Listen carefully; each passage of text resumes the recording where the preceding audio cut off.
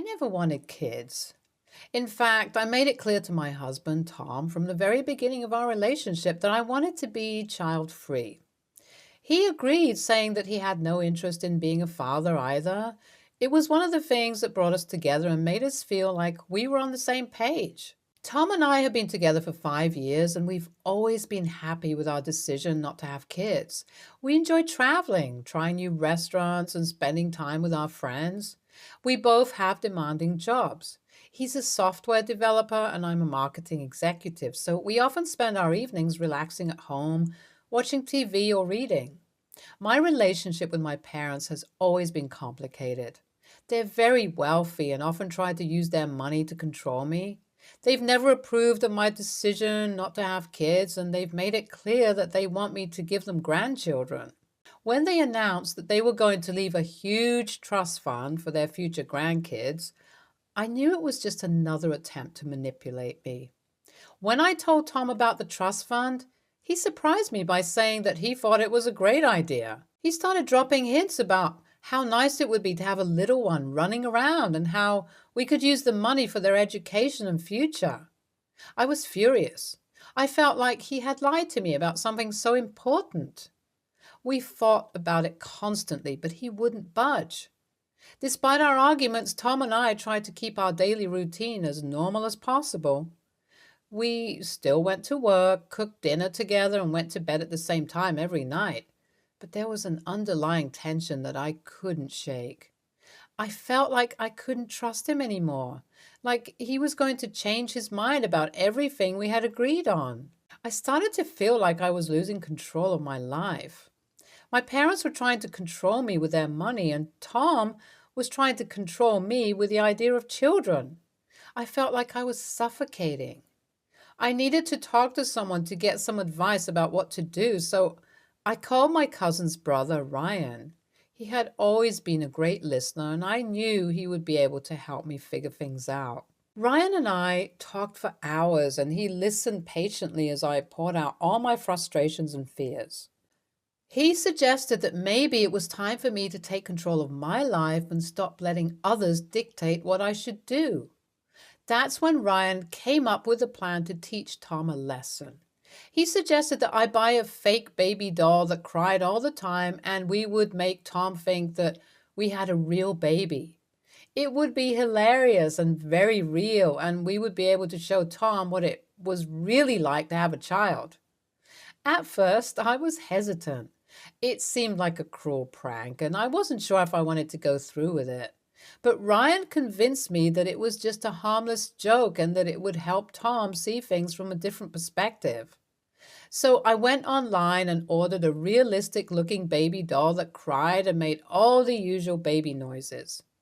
Ryan helped me set up a schedule, and we planned out the entire prank. I was nervous, but I was also excited to see how it would play out.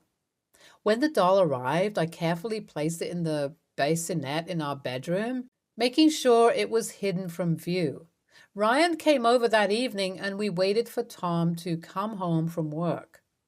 When Tom walked in the door, I greeted him with a kiss and a smile, trying to act as naturally as possible. We had dinner together, and I could see that Tom was distracted. He kept glancing over at the bassinet, and I could tell that he was curious. Finally, after we had finished eating, Tom couldn't take it any more. "What's in the bassinet?" he asked. I feigned ignorance, acting as though I had no idea what he was talking about. "What bassinet?" I said, trying to suppress a smile. Tom didn't fall for it, though. He got up from the table and walked over to the bassinet. When he saw the baby doll lying there, he froze. "What is this?" he asked, his voice barely above a whisper. I looked at Tom and told him that it was our child. I could see the shock and confusion on his face as he processed what I had just said. It looked eerily realistic, and I started carrying it around with me everywhere I went. I even took it to bed with me at night. At first, Tom thought it was ridiculous. He laughed and made fun of me for carrying around a doll like a child, but then something strange started to happen. He began to treat the doll like it was real. He would coo at it and talk to it, even taking it out for walks in the park. I was shocked. I had never seen him act this way before. It was like he had been transformed into a different person. But at the same time, I felt like I had regained control. The doll was a way for me to show Tom how ridiculous his obsession with children was, and it was working. Despite the strange turn our relationship had taken, we still tried to maintain some sense of normalcy. We still went to work, cooked dinner together, and went to bed at the same time every night with the baby doll. But the tension was still there, simmering just beneath the surface. Little did I know that things were about to take an even stranger turn. One day I came home from work to find Tom sitting on the couch staring at the TV with a blank expression. He didn't even look up when I walked in the door. I could tell that something was wrong. "Tom, what's going on?" I asked, sitting down next to him. He didn't answer at first. He just kept staring at the screen. Finally, he turned to me with tears in his eyes. "I can't do it. I can't be a father," he said. "I'm sorry for everything I've said and done. I was being selfish and only thinking about the money. But when I held that doll, I realized that I didn't want a real child. I'm sorry for hurting you." He stared at the baby doll with a look of pure disgust on his face. He turned to me and said, "I don't want kids. I never did. I don't care about the money. I just want to be with you." I was stunned. I had never seen Tom cry before, let alone admit that he had been wrong. I didn't know what to say. "It's okay," I finally managed to say. "I understand. We can go back to the way things were before."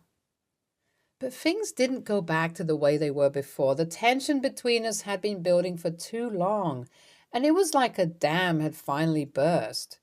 We argued constantly, fighting about everything from money to our future to the color of the sky. One night, after a particularly bad fight, I found myself sitting alone in our apartment, wondering what had gone wrong. I had thought that Tom and I were on the same page about everything, but it turned out that we weren't. I realized then that I had been trying so hard to control everything in my life that I had lost sight of what was really important. I didn't need to have children to be happy, and I didn't need to worry about my parents' money. All I needed was to be true to myself and be with someone who loved and respected me for who I was. The next day, I sat down with Tom and we had a long talk. We apologized for everything we had said and done, and we made a plan to work on our communication and our relationship. It wasn't going to be easy, but we were willing to try. As for the doll, I packed it away in a box and put it in the closet. It was a strange reminder of a difficult time in our relationship, but also a symbol of the fact that sometimes the most unexpected things can bring people together. Update 1. As time went on, my parents started to up the amount of the trust fund they had promised for our future children. They did it subtly at first. They would mention it in passing during phone calls or family gatherings, but it was clear what they were trying to do. They were trying to pressure us into having children. I knew that my parents meant well, but I couldn't shake the feeling that they were still trying to control my life. Tom and I had come to the decision that we didn't want to have children just because of money or family pressure. We wanted to do it on our own terms. One day, I received a call from my mother. She told me that they had decided to increase the amount of the trust fund yet again, and that they were going to make it a substantial amount. I could hear the excitement in her voice as she told me the new number, but it only made me feel more uneasy. I tried to explain to my mother that money wasn't the reason why we were hesitant to have children, but she didn't seem to understand. She kept insisting that it was the right thing to do and that we would regret it if we didn't have children. I hung up the phone, feeling frustrated and overwhelmed. I knew that my parents loved me and I didn't want to let anyone else control our lives. In the end, we decided not to have kids. We realized that we didn't need to conform to society's expectations in order to be happy. We could create our own path and live our lives on our own terms. We didn't let anyone else's opinions or money sway us from our decision to not have children. NTA. I think it's really unfair for her husband to change his mind about having children just because of a trust fund. She was upfront about her feelings from the beginning, and he should have respected that. The fake crying doll was genius.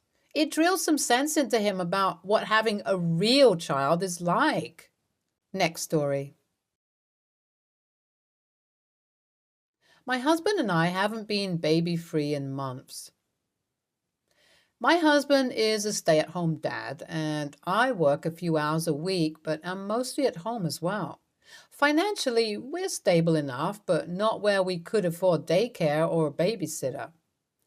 As every parent knows, a break from the baby is much needed every once in a while. He's had a cold, so extra cranky on top of entering typical toddler phases. Between bleeding ears and being touched out, our nerves are shot to say the least. I asked my mom at 11 a.m. if she could please babysit for 4 hours so we could have a break. She said yes. My mom is our only family capable of babysitting within a 2-hour radius. She lives 15 minutes from us. However, despite her constant assurances, she's rarely available. She never says no directly, but will beat around until I say never mind. Yesterday I was desperate, had a migraine, needed to clean, and just needed to be quiet for a bit. She insisted he have a nap first. Logical, agreed. He slept an hour, so I let her know I was coming. She said okay, then called back and said she had to step out and she'd be back in a bit, but I can bring him over because I had a key. I said I'd wait till she got back. That was at 12 p.m. I called at 1 to ask if she was home. She said no. Getting food, I said okay, I'd go in another hour. She said okay. At 2, I let her know I was heading her way. We actually get there at 3, giving her leeway since she hadn't responded. She's still not home.